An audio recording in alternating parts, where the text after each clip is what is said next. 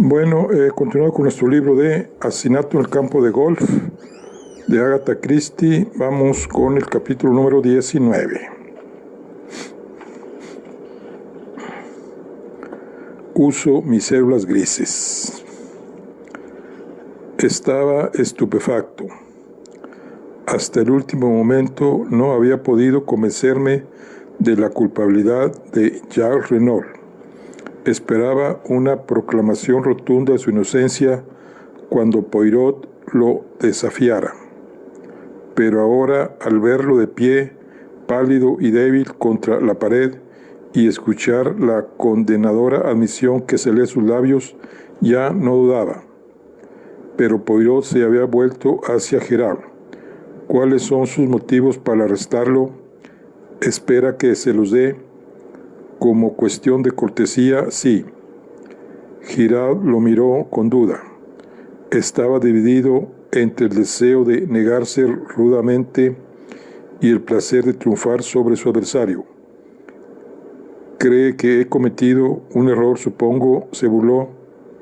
No me sorprendería, respondió Poirot, con un toque de malicia. El rostro de Girard se tornó de un rojo más intenso. Bien. Entren aquí. Juzgarán por ustedes mismos. Abrió de golpe la puerta del salón y entramos, dejando a Jacques Renault al cuidado de los otros dos hombres. Ahora, Monsieur Poirot, dijo Girard dejando su sombrero sobre la mesa y hablando con el mayor sarcasmo, les daré una pequeña lección sobre el trabajo de detective. Les mostraré cómo trabajamos los modernos. Bien, dijo Poirot, acomodándose para escuchar. Les mostraré cuán admirablemente puede escuchar la vieja guardia. Se reclinó y cerró los ojos, abriéndolos por un momento para comentar. No teman que me duerma. Escucharé con mucha atención. Por supuesto, comenzó Girard. Pronto descubrí toda esa tontería de los chilenos. Dos hombres estaban involucrados, pero no eran misteriosos extranjeros. Todo eso era una cortina de humo. Muy loable hasta ahora, mi querido Gerard, murmuró Poirot, especialmente después de ese truco ingenioso suyo con el cerillo y la colilla de cigarrillo. Girard lanzó una mirada fulminante, pero continuó. Un hombre debió estar conectado con el caso para cavar la tumba. No hay ningún hombre que realmente se beneficie del crimen, pero había un hombre que pensó que se beneficiaría. Escuché sobre la pelea de Jacques Renault con su padre y las amenazas que había proferido.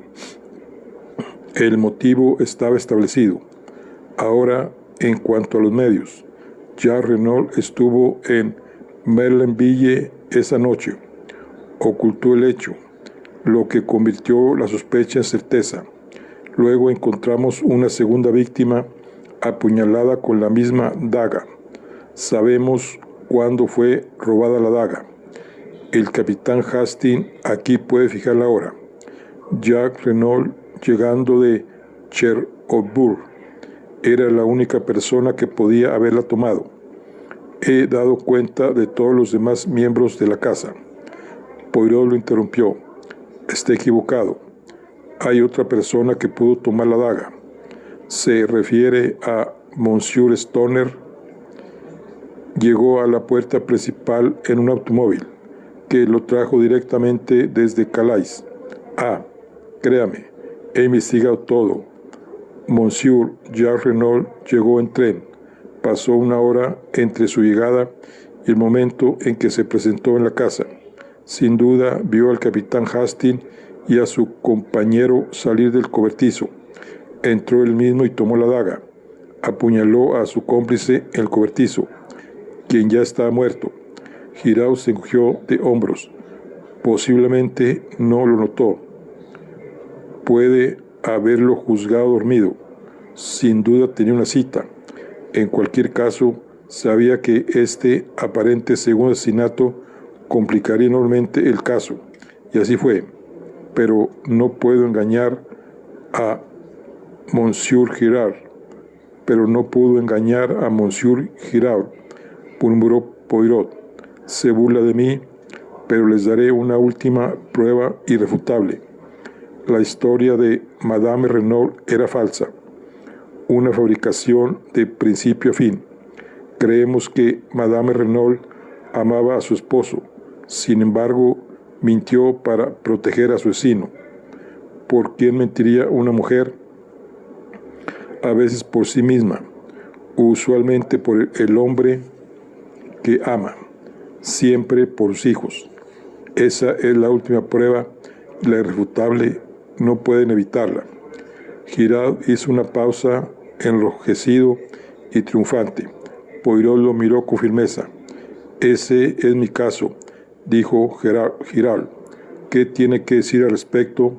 Solo que hay una cosa que no ha tenido en cuenta. ¿Qué es eso?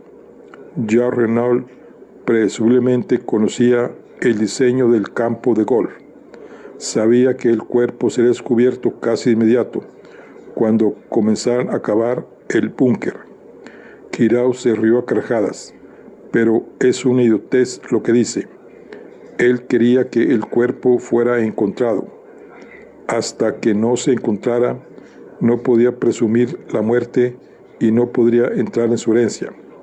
Vi un rápido destello de verde en los ojos de Poirot mientras se pone de pie.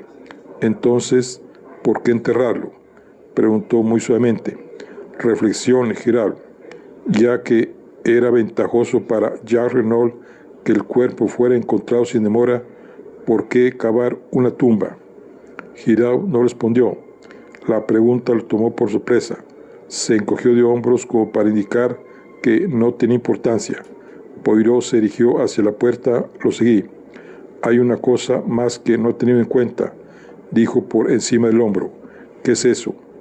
El trozo de tubería de plomo, dijo Poirot, y salió de la habitación. Jacques Renault todavía estaba en el vestíbulo, con el rostro pálido y mudo, pero cuando salimos del salón, levantó la vista bruscamente. En ese momento se escucharon pasos por la escalera. Madame Renault bajaba. Al ver a su hijo de pie entre los dos esbirrios de la ley, se detuvo como petrificada. Jack, balbuceó. Jack, ¿qué es esto? Él la miró con el rostro serio. Me han arrestado, madre. ¿Qué? Ella lanzó un grito desgarrador, y antes de que alguien pudiera alcanzarla, se tambaleó y cayó pesadamente. Ambos corrimos hacia ella y la levantamos. En un minuto Poirot se puso de pie nuevamente. Se ha cortado gravemente la cabeza en el borde de las escaleras. Supongo que también hay una ligera conmoción. Si Giraud quiere una declaración de ella, tendrá que esperar. Probablemente estará inconsciente durante al menos una semana. Denis y Francoisset habían corrido hacia su ama, y dejándola a su cuidado, Poirot salió de la casa. Caminó con la cabeza baja, frunciendo el ceño pensativamente. Durante un tiempo no hablé, pero al final me atreví a hacerle una pregunta. Entonces, ¿cree, a pesar de todas las apariencias en contra, de que Jacques Renault podría no ser culpable? Poirot no respondió de inmediato, pero después de una larga pausa dijo gravemente: no lo sé, Hastings. Hay una posibilidad, por supuesto. Giraud está completamente equivocado de principio a fin. Si Jacques Renault es culpable, es a pesar de los argumentos de Giraud, no debido a ellos. Y la acusación más grave contra él solo la conozco yo. ¿Cuál es?, pregunté impresionado. Si usaras tus celos grises y vieras el caso claramente como yo, tú también lo percibirías, amigo mío. Esta fue una de esas respuestas irritantes de Poirot. Continuó sin esperar que yo hablara. Caminemos hacia el mar. Nos sentaremos en ese pequeño montículo ahí, con vista a la playa, y repasaremos el caso. Sabrás todo lo que yo sé, pero preferiría que llegaras a la verdad por tus propios esfuerzos, no guiándote de la mano. Nos establecimos en el montículo cubierto de hierba, como Poirot había sugerido, mirando hacia el mar. Piensa, amigo mío, dijo la voz alentadora de Poirot. Organiza tus ideas, sé metódico, sé ordenado. Ahí está el secreto del éxito. Me esforcé por obedecerlo, recordando todos los detalles del caso, y de repente me sobresalté cuando una idea de una luminosidad desconcertante surgió en mi mente. Con temblor construí mi hipótesis. Veo que tienes una pequeña idea, mon ami. Magnífico. Avanzamos. Me senté y encendí una pipa. Poirot, dije, me parece que hemos sido extrañamente descuidados. Digo nosotros, aunque me atrevería a decir que yo estaría más cerca del descuido, pero debes pagar el precio de tu determinada discreción. Así que repito, hemos sido extrañamente descuidados. Hay alguien a quien hemos olvidado. ¿Y quién es ese?, preguntó Poirot con ojos brillantes. Georges Cognac.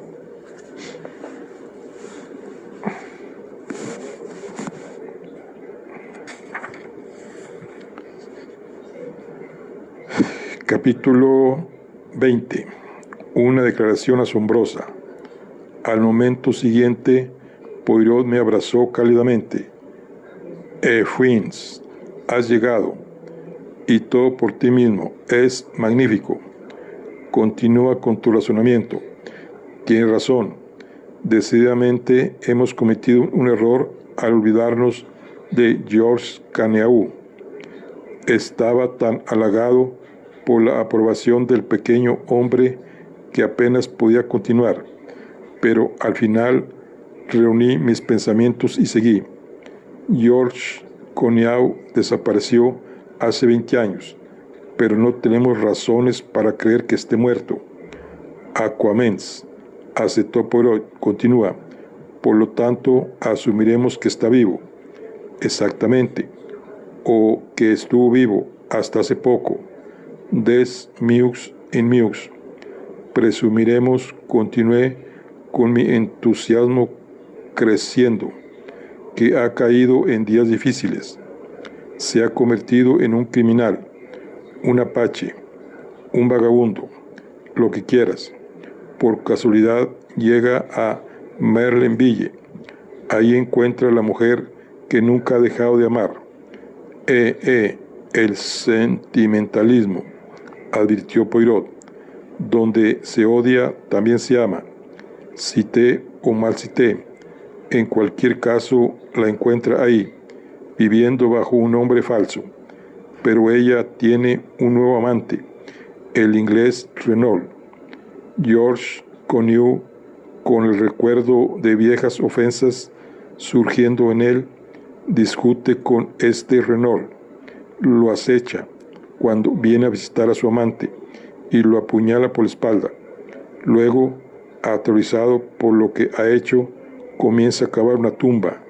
Imagino que es probable que Madame d'Abreuil salga a buscar a su amante. Ella y Cognac tienen una escena terrible. Él la arrastra al cobertizo y ahí, de repente, sufre un ataque epiléptico. Ahora supongamos que aparece Jean Renault. Madame d'Abreuil cuenta todo. Le señala las terribles consecuencias para su hija si este escándalo del pasado resurge. El asesino de su padre está muerto. Que hagan lo posible por ocultarlo. Jean Renault, consciente, va a la casa y tiene una entrevista con su madre, convenciéndola de su punto de vista. Preparada con la historia de Madame d'Abreuil, le ha sugerido, ella permite que la amordacen y la aten. ¿Qué te parece eso, Poirot? Me recliné, sonrojado por orgullo de una resolución exitosa. Poirot me miró pensativamente. Creo que debería escribir para el cine, mon ami, comentó al final. ¿Quieres decir, sería una buena película? la historia que me has contado, pero no se parece en nada a la vida cotidiana. Admito que no he entrado en todos los detalles, pero has ido más allá. Los has ignorado magníficamente. ¿Qué hay de la forma en que estaban vestidos los dos hombres? ¿Sugieres que después de apuñalar a su víctima, Coniao se quitó su traje, se lo puso él mismo y volvió a colocar la daga? No veo que eso importe, objeté algo molesto. Puede que haya obtenido ropa y dinero de Madame Dubreuil mediante amenazas ese mismo día. Mediante amenazas, ¿En serio avanzas esa suposición? Ciertamente, podría haberla amenazado con revelar su identidad a los Reynolds, lo que probablemente habría puesto fin a todas las esperanzas del matrimonio de su hija. Estás equivocado, Hastings. No podía chantajearla, porque ella tenía la sartén por el mango. George Coniao, recuerda, sigue siendo buscado por asesino. Una palabra de ella y está en peligro de la guillotina. Me vi obligado, aunque de mala gana, a admitir la verdad de esto. Tu teoría, dije de manera mordaz, es sin duda correcta en todos los detalles.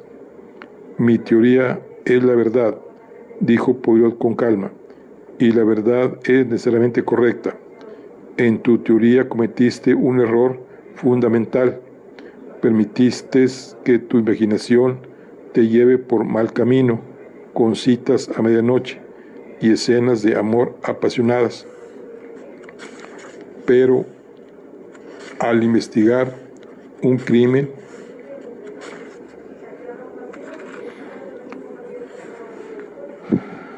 debemos basarnos en lo común. ¿Quieres que te demuestre mis métodos? Por supuesto, tengamos una demostración. Poirot se sentó muy erguido y comenzó moviendo su dedo índice enfáticamente para enfatizar sus puntos. Comenzaré como tú comenzaste, desde el hecho básico de George Coniao. Ahora la historia contada por Madame Beroldy en el tribunal sobre los rusos lo admitieron, una fabricación. Si ella era inocente de complicidad en el crimen, fue inventada por ella, y solo por ella, como ella declaró. Si por otro lado no era inocente, podría haber sido inventada por ella o por George Coniao. Ahora, en este caso que estamos investigando, nos encontramos con la misma historia. Como te señalé, los hechos hacen muy improbable que Madame Dubreuil la haya inspirado. Así que recurrimos a la hipótesis de que la historia se originó en el cerebro de George Coniao. Muy bien. Por lo tanto, George Coniao planeó el crimen con Madame Renault como su cómplice. Ella está en el centro de atención y detrás de ella hay una figura sombría cuyo alias actual desconocemos. Ahora repasemos cuidadosamente el caso Renault desde el principio. Anotado cada punto significativo en orden cronológico. ¿Tienes un cuaderno y un lápiz? Bien. Ahora, ¿cuál es el primer punto que debemos anotar? La carta dirigida a ti. Eso fue lo primero que supimos, pero no es el comienzo. Adecuado el caso. El primer punto de importancia, diría yo, es el cambio que sufrió Monsieur Renault poco después de llegar a Merlinville y que es atestiguado por varios testigos. También debemos considerar su amistad con Madame Dubreuil y las grandes sumas de dinero que le entregó. A partir de ahí podemos llegar directamente al 23 de mayo. Poirot hizo una pausa. se aclaró la garganta y me indicó que escribiera. 23 de mayo. M. Renault discute con su hijo por el deseo de este de casarse con Martha d'Abreuil. El hijo se va a París. 24 de mayo. M. Renault cambia su testamento, dejando el control total de su fortuna en manos de su esposa. 7 de junio. Discusión con un vagabundo en el jardín, presenciado por Martha d'Abreuil. Carta escrita a M. Hércules Poirot implorando ayuda. Telegrama enviado a M. Jean Renault ordenándole que viaje en el Ansora a Buenos Aires. El chofer máster es enviado de vacaciones. Visita de una dama esa noche. Al despedirla, sus palabras son: sí, sí, pero por el amor de Dios, vete ahora. Poirot hizo una pausa. Ahí tienes, Hastings. Toma cada uno de estos hechos uno por uno. Considéralos cuidadosamente por sí mismos y en relación con el todo, y verás si no obtienes una nueva luz sobre el asunto. Me esforcé concisamente por hacer lo que él había dicho. Después de un momento o dos, dije con cierta duda: en cuanto a los primeros puntos, la pregunta parece ser si adoptamos la teoría del chantaje o la de un encaprichamiento por esta mujer. Chantaje, definitivamente. Escuchaste lo que Stoner dijo sobre su carácter y hábitos. Madame Renault no confirmó su punto de vista, argumenté. Ya hemos visto que el testimonio de Madame Renault no es confiable en absoluto. Debemos confiar en Stoner en ese punto. Aún así, si Renault tuvo una aventura con una mujer llamada Bella, no parece inherentemente improbable que tuviera otra con Madame d'Abreuil. Ninguna improbabilidad, te lo concedo, Hastings, pero la tuvo. La carta, Poirot. ¿Olvida la carta? No, no lo olvido. Pero, ¿qué te hace pensar que esa carta estaba dirigida a Monsieur Renault? Pues la encontró en su bolsillo y eso es todo, intervino Poirot. No había mención de ningún nombre que indicara a quién estaba dirigida la carta. Asumimos que era para el hombre muerto porque estaba en el bolsillo de su abrigo. Ahora, mon ami, algo sobre ese abrigo me pareció inusual. Lo medí y comenté que lo usaba muy largo. Ese comentario debería haberte hecho pensar. Pensé que lo decías solo por decir algo, confesé. Oh, que ye idée.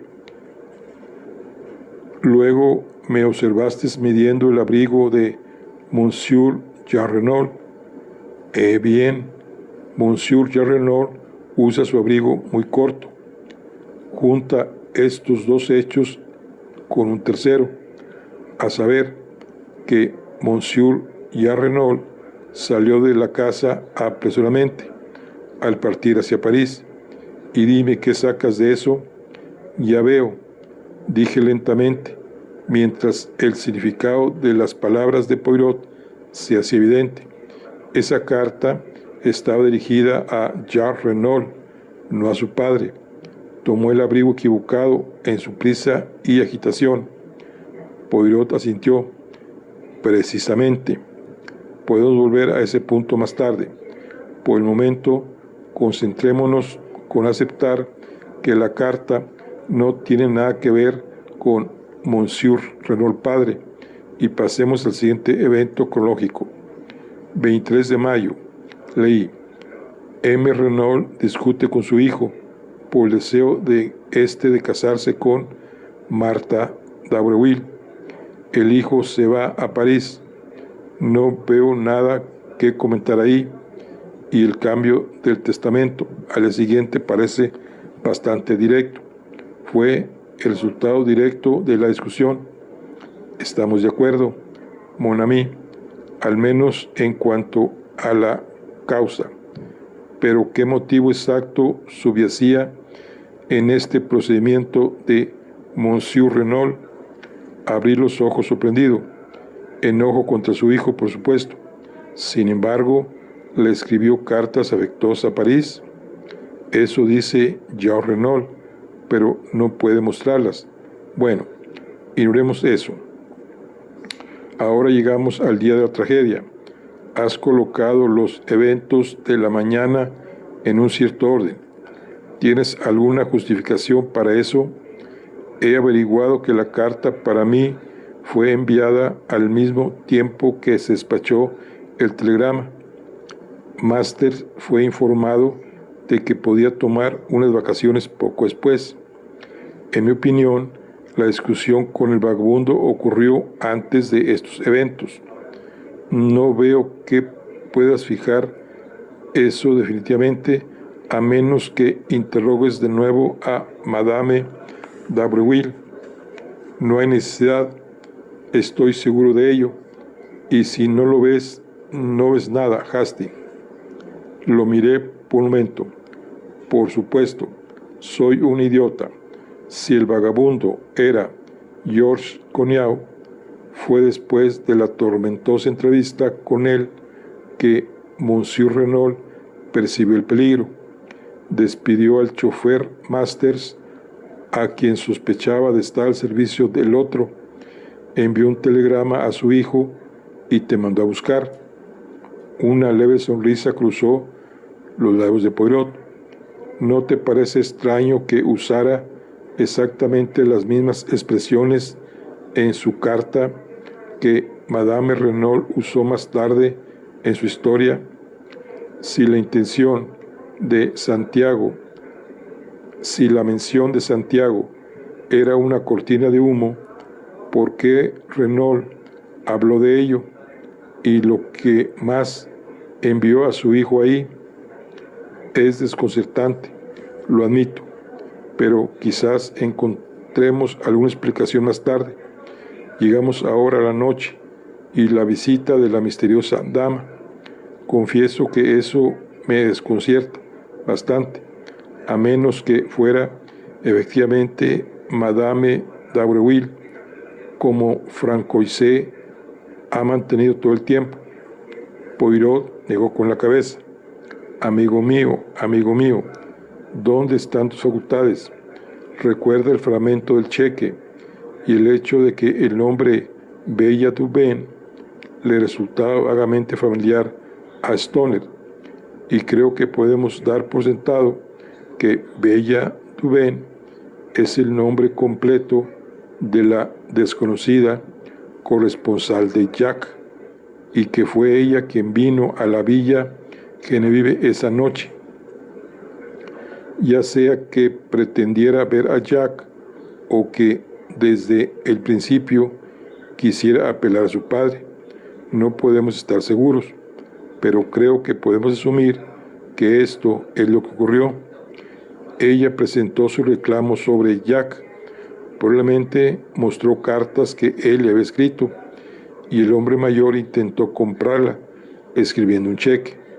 Ella lo rompió indignada. Los términos de su carta son los de una mujer genuinamente enamorada, y probablemente resentiría profundamente que le ofrecieran dinero. Al final, él se deshizo de ella, y aquí las palabras que usó son significativas. Sí, pero por el amor de Dios, vete ahora. Repetí, me parece un poco vehemente, quizás eso es todo. Eso es suficiente. Estaba desesperadamente ansioso porque la chica se fuera. ¿Por qué? No porque la entrevista fuera desagradable. No, era el tiempo que se escapaba, y por alguna razón el tiempo era precioso. ¿Por qué debería serlo?, pregunté desconcertado.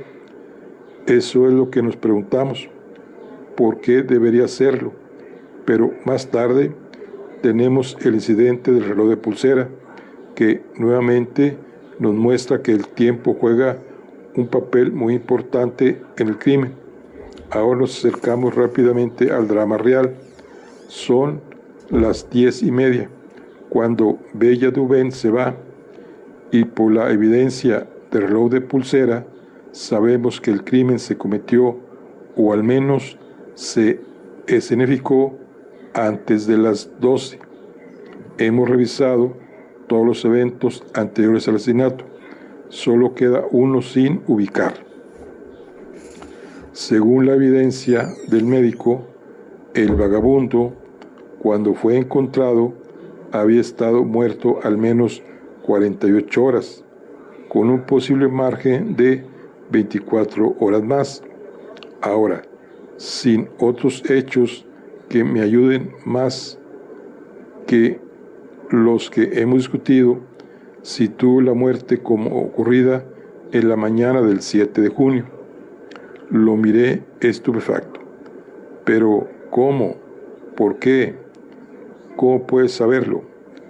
Porque solo de esa manera se puede explicar lógicamente la secuencia de eventos. Mon ami, te he llevado paso a paso por el camino. ¿No ves ahora lo que es tan evidente? Querido Poirot, no veo nada evidente en ello. Pensé que estaba empezando a verlo antes, pero estoy completamente confundido. Por el amor de Dios, continúa. Dime quién mató a Monsieur Renault. Eso es precisamente lo que aún no estoy seguro, pero dijiste que era evidente. Hablamos de cosas diferentes, amigo mío. Recuerda, estamos investigando dos crímenes, para los cuales, como te señalé, tenemos los dos cuerpos necesarios. Ahí, no te impacientes. Te lo explico todo. Para empezar, aplicamos nuestra psicología. Encontramos 3 puntos en los que Monsieur Renault muestra un cambio distinto de opinión y acción. Por lo tanto, 3 puntos psicológicos. El primero ocurre inmediatamente después de llegar a Merlinville. El segundo después de discutir con su hijo sobre un cierto tema. El tercero en la mañana del 7 de junio. Ahora, las 3 causas. Podemos atribuir la primera a conocer a Madame d'Abreuil. La segunda está indirectamente relacionada con ella, ya que concierne a un matrimonio entre el hijo de Monsieur Renault y su hija, pero la causa de la tercera está oculta para nosotros. Tuvimos que deducirla. Ahora, amigo mío, déjame hacerte una pregunta. ¿Quién creemos que planeó este crimen? Georges Cognau, dije con duda mirando a Poirot con cautela. Exactamente. Ahora, Giraud estableció como axioma que una mujer miente para salvarse a sí misma, al hombre que ama y a su hijo. Como estamos seguros de que fue Georges Cognau quien le dictó la mentira, y como Georges Cognau no es Jacques Renault, se deduce que el tercer caso queda descartado, y aún atribuyendo el crimen a Georges Cognau, el primero también lo está. Así que nos vemos obligados al segundo, que Madame Renault mintió por el bien del hombre que amaba, o en otras palabras, por el bien de Georges Cognau. ¿Estás de acuerdo con eso? Sí, admití. Parece bastante lógico. Bien, Madame Renault ama a Georges Cognau. Entonces, ¿quién es Georges Cognau? El vagabundo. ¿Tenemos alguna evidencia que muestre que Madame Renault amaba al vagabundo? No, Pero, muy bien, entonces, no te aferres a teorías cuando los hechos ya no la respaldan. Pregúntate, en cambio, a quién amaba Madame Renault. Sacudí la cabeza perplejo. Mas oí. Lo sabes perfectamente. ¿A quién amaba Madame Renault tan profundamente que cuando vio su cuerpo muerto se desmayó? Miré atónito a su esposo. Pregunté con incredulidad. Poirot asintió. A su esposo, o George Cognac, como prefieras llamarlo. Me recompuse. Pero es imposible. ¿Cómo imposible? ¿No acordamos hace un momento que Madame Dubreuil está en posición de chantajear a George Cognac? Sí, pero ¿y no chantajeó muy efectivamente a Monsieur Renault? Eso puede ser cierto, pero ¿y no es un hecho que no sabemos nada de la juventud y la crianza de Monsieur Renault, que aparece repentinamente como un franco-canadiense exactamente hace 20 años? Todo eso es cierto, dijo con más firmeza, pero me parece que estás pasando por alto un punto importante. ¿Cuál es ese, amigo mío? Pues hemos admitido que George planeó el crimen. Eso nos lleva a la ridícula afirmación de que planeó su propio asesinato. Bien, mon ami, dijo Poirot con calma, eso es exactamente lo que hizo. Bueno, aquí concluimos la charla de Ledoy. Nos vemos en la siguiente. Hasta luego.